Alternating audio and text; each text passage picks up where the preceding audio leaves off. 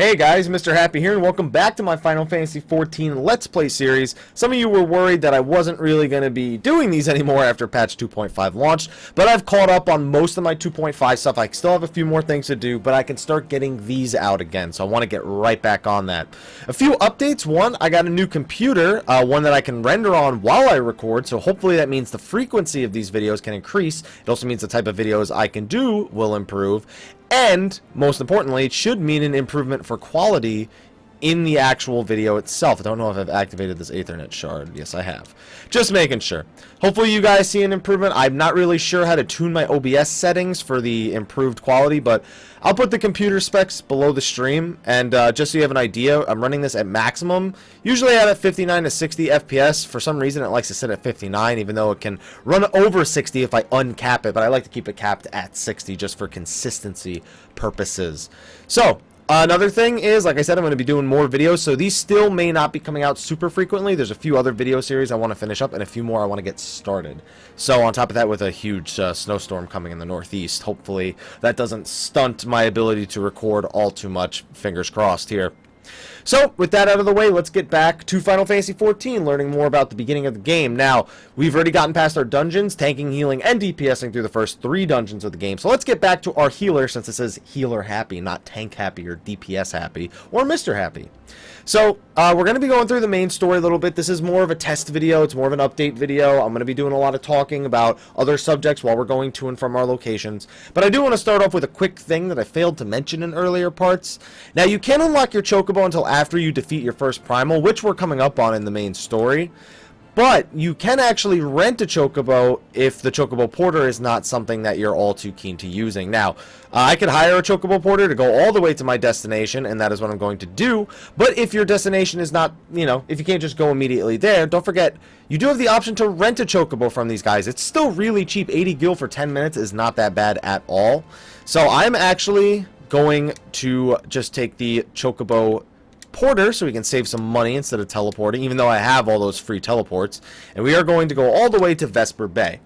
Now, I was originally not going to record myself doing this part of the main story, but then I realized the importance of talking about Vesper Bay, because a lot of people forget about this place. They forget where the Waking Sands is. They forget what Vesper Bay is because there's no major teleport to it. And that's really the first flaw you'll see in the teleport system, is that if there is a location that you're told about that's in a building and it's not someplace you can directly teleport to, it can be quite confusing. So we're going to be taking the slow little 2-minute tour here up towards Vesper Bay. As you can see, it's in Western Thanalan, and you are going to need this place a lot. A lot of end game content is unlocked in the place that we're going, the Waking Sands. This includes extreme primals. This includes the first coil of Bahamut, the second coil of Bahamut. I'm not sure if the final coil is unlocked here as well, but a lot of the end game raids are unlocked in this location. Odin, the prerequisites for Odin have to be done here. So I just can't stress the importance enough of this place. Also, you're going to learn to hate Vesper Bay at the same time because, like I said, there are no teleportation crystals to this place. So that means that every time you want to go there, you're probably going to be teleporting to the Aetherite that we're passing right now, the Horizon Aetherite. And, well, even from here, we're only about halfway with the Chocobo. That was our first minute, was getting here. The second minute of our trip is going to be going this way. But the best thing about the Chocobo Porter, I'm just, I'm going to lean back. You might hear my chair lean back a little bit. Yeah, that sounds like this chair is going to break. I maybe shouldn't lean back. So, yeah. It's out of the way. It's pretty far out of the way. But there's so many important... Okay, let me rephrase. There were a lot of really important things here immediately in 2.0, and a brand new 50 still needs to know about these things. The Relic Quest starts here. The Extreme Primals start here. The hard mode, the very first 3 hard mode primals you do will start here, which lead you into the first coil of Bahamut. The second coil, like I said, is unlocked. There's just so many things. So many things. I think the dying system, which we can talk about very briefly, is actually unlocked here. In fact, yeah, I'm pretty sure there's a quest right here to unlock the dying system. I think we need some oranges or something, which I believe a main story quest may actually give us. So if she asks for oranges or whatnot, I may just come back to her later. I believe this is the NPC you need to talk to. Well, not to unlock... Yeah. To unlock the dye system, use the dyes to generate colors. This allows you to change the color of your gear. It's very simple. Let's see what she asks me for. A bottle of orange juice. Now, I remember back when the game first came out, people would just camp outside of her and just sell the orange juice for jacked up prices. Oh, those were the days, yes. And the seeds have changed. These are just for gardening seeds. So, not very interested in that right now. Here's another one. Here's one of those NPCs, Nedrick. He's going to be very important to you at some point. Braving New Depths. This is to unlock an optional dungeon, the Sunken Temple of Karn at 32. And he also has Going for Gold, which allows you to unlock Ormvale at 47. So, again, some more important NPCs. This guy back here. Let's just check all the NPCs for the things we can't yet unlock. Trauma Queen allows us to unlock the Wanderer's Palace, if I'm not mistaken. Where is that? Is that Wanderer's Palace? I think that's Wanderer's Palace. Whatever it is, they're all important quests. We'll be back, trust me. Waking Sands, more importantly, is down here. We're skipping the cutscenes. That hasn't changed about the parts, trust me. Gonna skip all the cutscenes. Speak with a scion of the Seventh Dawn. So a lot of the times when you click any area in the Waking Sands on your duty list, it'll just tell you, it just won't literally show you where to go. It can confuse a lot of new players. Lady Minfilia. So, back to some of the lessons we were talking about before. Some people are still wondering how I've earned 40k gil by level... What? This is level 17 main story quest. How have I earned that much? And that is because of smart use of my rewards here. Now, I already have brass wristlets. We already know that. I actually don't know, however, if I have hard leather wristbands. So, before I accept that... Let's check. Yes, I do. So you know what? I don't need to accept either of those rewards. At this point, I see this sells for 11 gil, this sells for 11. I could sell this for 500. You could just vendor this for 500 gil. So we're going to go with that. These items you may be able to get away with selling for a decent price or even spirit bonding at lower levels to make your money. But the consistent option is the silver piece. If you want the no work involved option, no market board involved option, just go with the silver piece, which is what we're going to do right here. Silver piece, Allegan pieces in general, in case you're wondering what they're used for, the answer is they are vendor trash. They are literally designed to be a form of income. Speaking of which, retainers now available, so we might as well turn this video into a video about retainers, ventures, all that stuff, as opposed to just trying to continue on with the main story. I didn't actually have that planned, so this should be good. A Fang necklace, or 2 Allegan bronze pieces. Again, I don't think I have any necklaces for casters. Nope, but I have them for melee, so that's what we're going to go with. We're going to... Oh, I have to accept the quest. I'm not handing it in. Durr. Sorry, Minfilia. I'm sure there will be many more times that we will see each other throughout the main story. Fairly confident of that. But for now, I'm going to have to get going. This is, again, leading into the Ifrit quest. Speak with Thancred. He's going to ask me to go to Camp Drybone. Yeah. I knew that was coming just because I know what's going to happen. So, we'll go to Camp Drybone eventually. But now I'm going to make use of those free teleports I have for being a veteran subscriber. And we're going to go back and we're going to talk about the retainer system. Actually, I believe New Gridania, yes, this is where we will go. Sorry, I just hit my desk. Now, some people have been talking about, please get rid of auto attack on your hotbar. Listen, when I need the space, I'll get rid of it. Okay? It doesn't hurt to be there right now, but I know at some point I'm going to need the space. So don't worry, it'll go away when we need it to. But until then, I'm going to keep auto attack, return, and teleport all on my hotbar. Alright. So retainers in this game are like helpers that act as inventory space. They sell items on the auction house, also known as the market board in this game. You can also teach them to go out and do little missions for you, and we'll go through all of that right here pretty much. So I'm just giving you a little overview. So after you've unlocked retainers, which you'll see you unlock it the first time you really visit the Waking Sands, you then go to any retainer vocate in any of the main cities. This is the one I know where it is. I actually don't know where the other two are by default. You'll go to hire a retainer. And she says I can hire up to 3. That is because when I was streaming one time, a bunch of people started donating and said, hey, get a retainer. And so I have 3 retainers now because they wouldn't stop until I actually bought one. You start with 2 retainers that are built into the game. If you want, you can pay you can pay an additional fee on top of your subscription for additional retainers. That's totally on you whether or not you want to do it. I did it because people forced me to do it. As far as I'm concerned, that's forced. Now, retainers, just like a normal character, you get the option to make them into whatever you want them to be. I am going to go with... It doesn't really matter to me. I'll just go with... I don't know. You. I'm not even going to change the way she looks. I'm just going to keep her the way she is. No. No. I don't want any of this. Can I just go over here? Yes, there we go. I don't care too much for customization on them because you don't really... You see them, but you don't really see them all too much. Also, you can just, like, your regular character data, you can save it here and use it later if you really want. I'm actually not going to save it because this is like a default retainer, so what's the point in saving it at all? Last thing we need to do, we need to give them an attitude. She's going to be polite, and we're going to hire her, and we're going to give her a name. We're going to call her Retainer. If this name isn't taken, I will be so happy. Please let that name be... Damn it, that name is not... that name is not available. Let's call her Let's Play, then. That's not a joke. That has nothing to do with her being a woman, okay? I'm not playing with her. Okay. Well, we just opened up a can of worms here. I'm actually going to quickly hire a second retainer also because I'm not going to hire the third one just yet. I'm paying for the third one. I might as well. I might as well activate it. Let's just do the same thing we just did except with this guy. No. Don't well, I just randomized his appearance, so that's what he looks like now.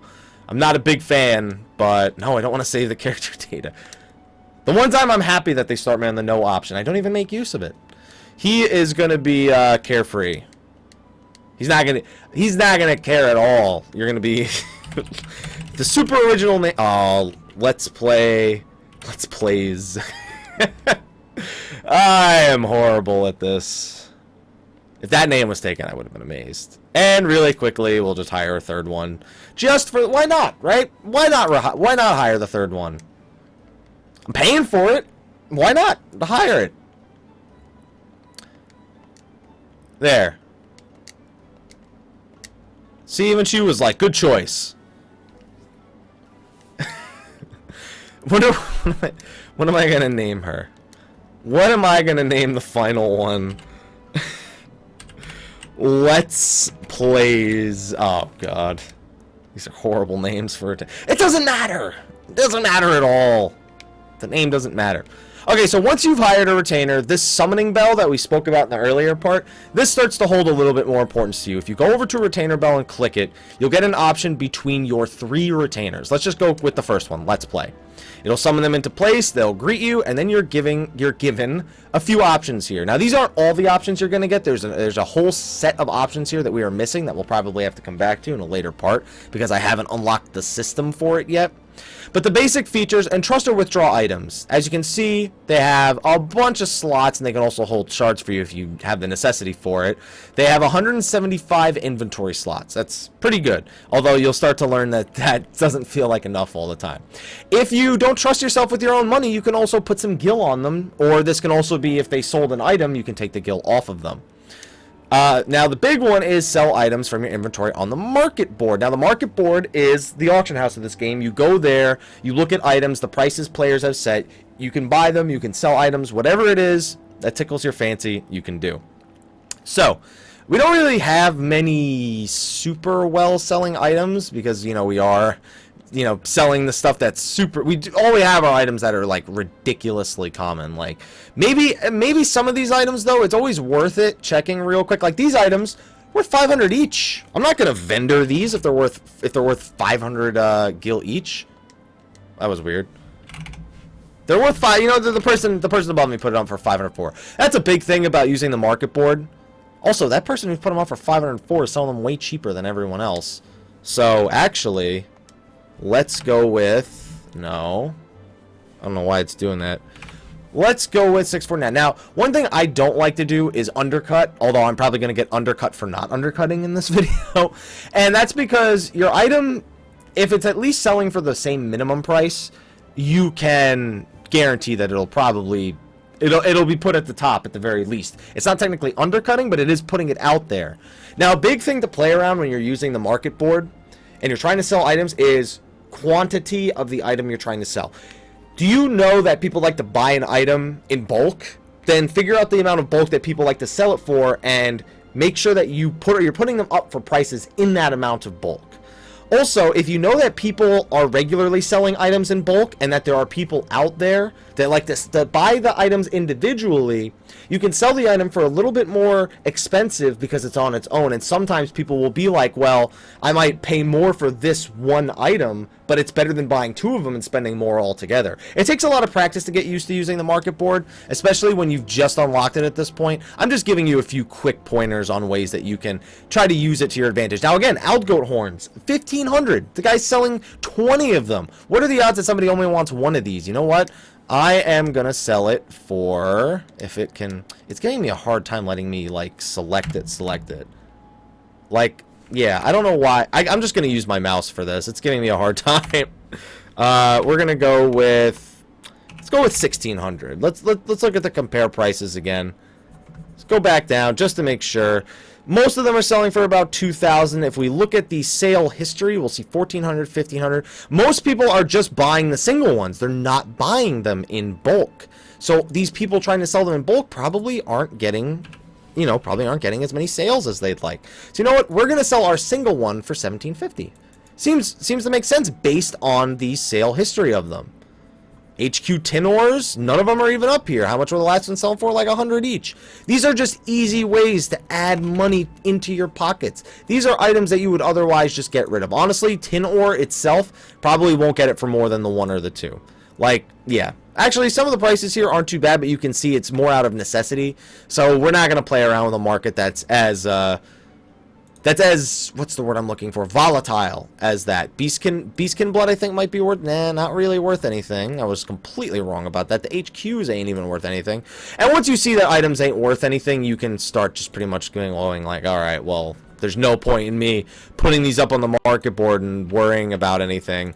And once you have enough information about that, then you just go and you vendor everything else off. So now that we've done that, you can also sell items from your retainers inventory, which is this one just takes from your inventory, this one sells from your retainers. Doesn't really make that big of a difference. And sale history is just for your own personal benefits. The only other system we really need to talk about is the venture system, which I have not yet unlocked. In fact, I'm going to have to go remember how to unlock it. I may cut the video right here and just take a quick break to see how to unlock it. Now, since we're talking about the retainers and the market boards here, it is worth mentioning, this is the market board right here. As you can see, very well organized. Everything is separated. Weapons by class, by crafting class, by gatherer, armor, shields, head, body, legs, etc. You can even give them a level range and a class that you want them to fit in. As you can see, I could select body, what level range I want it to be between 1, like right now it's looking between 1 and 18, and specifically for Conjure, you've got medicine, seafoods, dyes, basically everything is broken up into a different category here. You can also, of course, free search, although this is pretty specific. For example, if I wanted Savage Might Materia 1, right?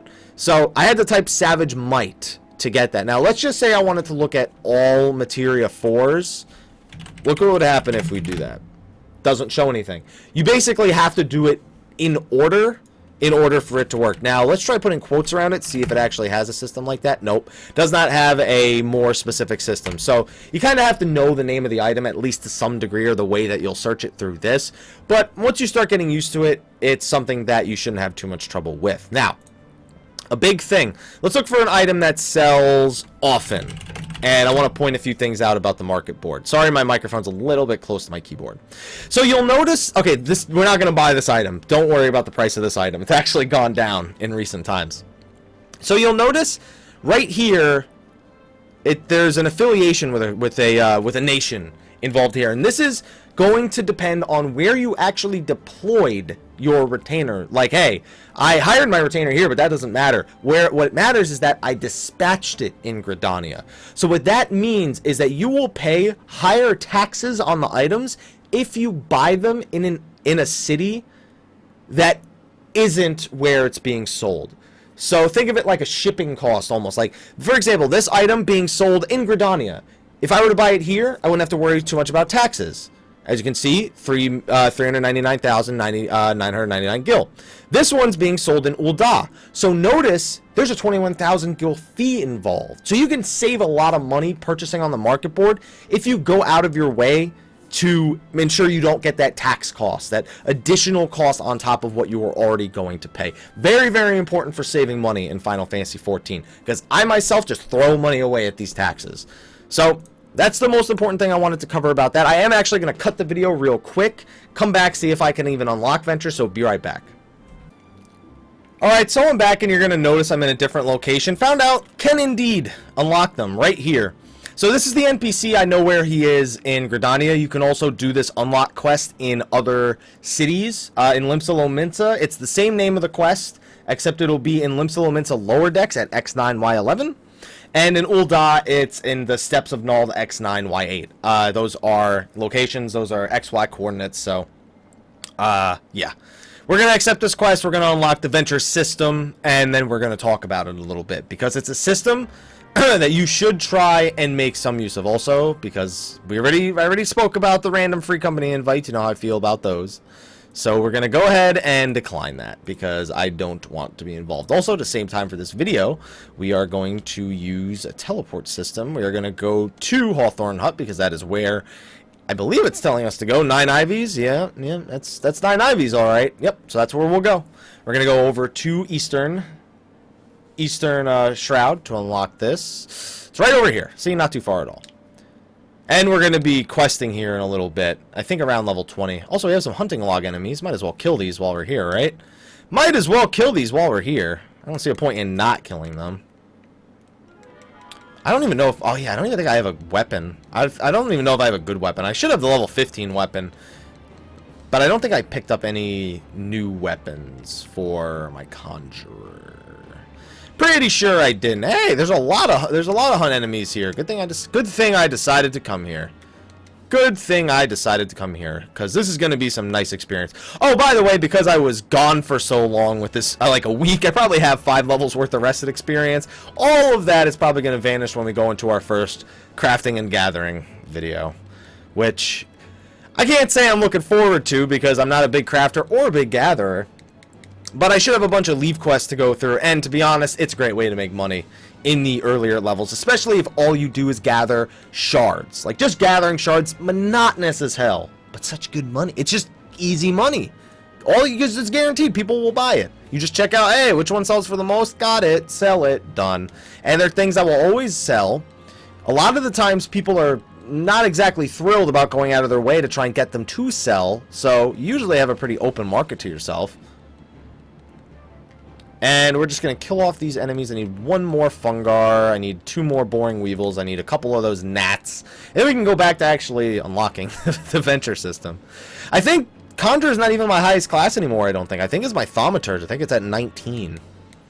I considered playing my Thaumaturge for this part, but come on, I named the character Healer Happy. Like, come on, I can't just be like, oh, well, never mind, I'm going to play Thaumaturge now. I mean, I'm actually not too far away from getting Swiftcast, which is the ability. I needed Swiftcast anyway for my healer, so, you know, it's just good. It's just good that it's as high of a level as it is.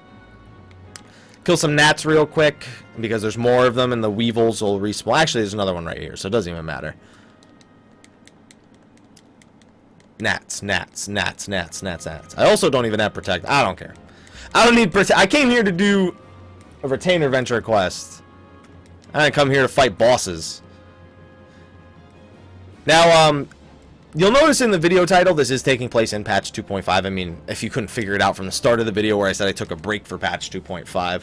But if you're wondering if there's any significant changes to leveling, there isn't really. Some of the more basic fates aren't as common anymore, so that may be one thing that will stunt your super low level experience if all you're doing is fate grinding, because they will probably, pop a little bit less often. But other than that, the only thing I'd say that really changed is the value of those hunt enemies I showed you, where that poor guy got killed. I feel so bad for him. Their values were increased, but good luck getting good luck actually being in a position where those things will be alive long enough to threaten killing you in the open world. Because if you happen to discover it first, man, that'll be impressive, because those things are going down super okay, I didn't mean to do that just yet. Oh well. Do I have... No, I don't. I was trying to see if I had repose yet at this level. Doesn't look like I do. Gotta re-get used to... Every time I do this, I end up forgetting how to play with the controller. And then I'm just like, huh, how do I do that? Oh, yeah, that's right. That's how I do that. Yeah, now I remember. Happens every time. It's alright. What the heck? I turned that off. I guess it wasn't queued in time. I guess it wasn't queued in time. Don't worry. We'll get used to it. Somebody just sent me a tell congratulating me on level 19. Thank you. Thank you for the congratulations. But they said LOL. Maybe they know it's me. Maybe they know. Alright, so we're aiding this retainer. This retainer was out on a venture. Skip this cutscene real quick. And now we go back to old Gridania. No, I don't want free... don't want free company invites. If you're going to send me a free company invite, ask me first. I don't like the randomness. Now they said hey. They invited me and then they said hey. Don't do that. I don't like that.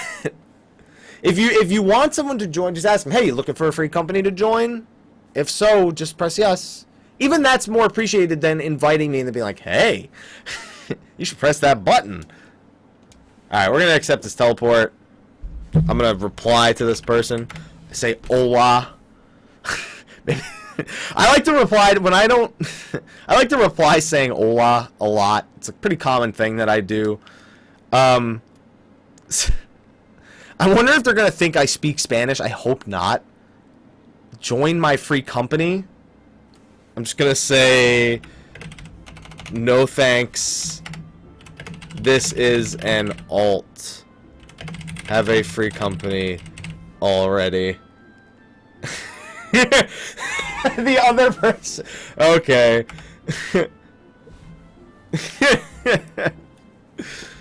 I just told them no thanks. I already have a free company. This is just an alt. I'll be getting it invited to my free company eventually. I should explore that part of the case. The other person, somebody sent me a tell, the person who congratulated me on level 19, said, "Wait, you're Mr. Happy. This is your walkthrough." Never mind. Have fun. Good luck. Let me say thank you real quick. Thank you. With a smiley face. I know there's probably going to be a comment under this one. He's going to be like, "Oh, is he recording?" He's probably recording. Okay, so now we've unlocked the retainer venture system after going through the couple of funny situations. Venture's now available. So, now we go back to our summoning bell. We'll go back to Let's Play. Let's Play. And now we'll have a new option. Assign retainer a class. So what this allows you to do is it allows you to select either a battle class or a gathering class for your retainer. Keep in mind, it has to be a class that you have available and leveled. As you can see, I haven't unlocked Pugilist, Marauder, Rogue, Thaumaturge, Arcanist, Minor Botanist, and Fisher yet, so I can't assign them to those classes. When I unlock that class, I can assign them to it. So we're going to, just go with Conjurer, because I'm going to have, like, leftover gear and stuff. We'll go Thaumaturge. I'll go with the Thaumaturge battle class. It doesn't really make a difference for the battle class which one you pick. The gathering classes is a whole nother story. Those are actually very, very different depending on which one that you pick. Go Fisher. You want the fat cat. So you're going to be a Thaumaturge right now. So now I have the ability to equip him with gear. You can also reset the class if you don't like it, but it resets them back to 1. So be very careful you don't accidentally do that. So now you can see this is the equip window for my retainer. So they can only have level 1 stuff on. What I like to just do in this super low level, I just like to give them like leftover gear that like I can't use. Just so happens that I don't have like any leftover gear because they're not a Rogadin, so I can't give them the Rogadin specific one. So I'm just gonna give them this. That's it. That's all they're gonna have to wear for now. It won't affect it too much. So somebody so the person who said to do the Let's Plays. If you would do more leads, you may spawn the S rank in Eastern Thanel, and thought I'd ask. Love your videos. I shut up now. So S rank is a super rank hunt, and there are specific conditions you need to fulfill in order to spawn them. And apparently the one for East Shroud is to do leave quests, which I actually didn't know until right now. So I can help out, I guess. I'm not gonna do it, but I could help out. So okay, so now we made them a thaumaturge, level 1. We gave them some gear, we gave them a weapon, that's required. You need to give them at least a weapon before you can actually send them out. Now you can actually assign them to do adventures. Now, at this point, it's letting you know that there's 2 different kinds of ventures. Now, depending on which class, if you're a Disciple of War, Magic, or Disciple of Land, changes this. For Disciples of War and Magic, we have the hunting category. It's different for botany, mining, and fishing. And we also have field exploration. So this is going to kind of be up to you and how much you play to determine which kind of missions you want to send your retainer out on. Hunting missions are basic. You send them out. They have a minimum item level require, a minimum amount of gear that they need to have in order to succeed on the mission. And these take an hour to do. It will return at least 5 animal skins. It can return more as you get higher item level. And it costs a single venture seal, which is an item that you need in order to send your retainers out. They're gotten from leave quests. You can get them from Beastman dailies, which we'll be doing later.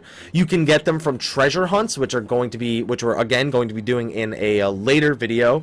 You can buy them with Grand Company seals, a feature we'll unlock in probably the next video or 2, which I'll discuss with the way you want to go about using your early level Grand Company seals. And you just need these in order to send them out on ventures. So we're going to send them out to do an animal skin, but before I do that, I want to show you field exploration.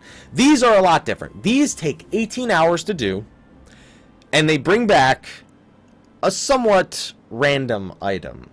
But it's not super random. It is within a certain parameter. It can bring back rarer items. They can bring back higher quality items. They can bring back more valuable items. It depends. It also rewards more experience points, but it costs more venture seals, and it's 18 hours. That means you can't do any ventures on this character until this one is done in 18 hours. So while these are really good if you like to log in like once a day, you don't really like spamming your ventures, coming back every hour to do it, these are okay to do if you can manage to get the venture seals. However, if you just want to hardcore grind out levels on your retainer, come back every hour to do the leveling, you're going to want to go this route. And that's the route that I'm going to want to go as well. You can also get some valuable items through hunting. It depends on what level range you are, but you can actually, while they're leveling, bring back some pretty valuable stuff. There's also a third option that you can unlock at a certain point called a quick venture. It's also an hour long. It requires 2 venture seals, but the item it brings back is like a list of like 1,000 items that it can bring back. It's most likely going to bring you back fish and furniture for some reason, but it can bring back super rare items like loot from primal hard modes. It can bring back items from some of the earlier end game raids, not the like super end game ones. It can bring back super expensive housing. It can just bring back a lot of different things. Now that we've assigned him a venture, you can actually view the venture report here. In 1 hour, he'll be back, and I'll be able to collect the rewards and the experience and all of that. And as they level up, they gear up, and you just keep making them stronger and stronger. You can do this on all your retainers as long as you have the ventures to support them doing it. Now, one thing I do want to mention, your retainer can't pass. You know how we couldn't unlock all the retainer like classes before? Like a bunch of them were unavailable. The reason is because they're not at least level 1. Keep in mind that your retainer cannot out-level the class that your main character has. For example, my Conjurer is level 19. That means that at maximum, my retainer can get to Conjurer level 19. Can't get any higher than that until I level my Conjurer more.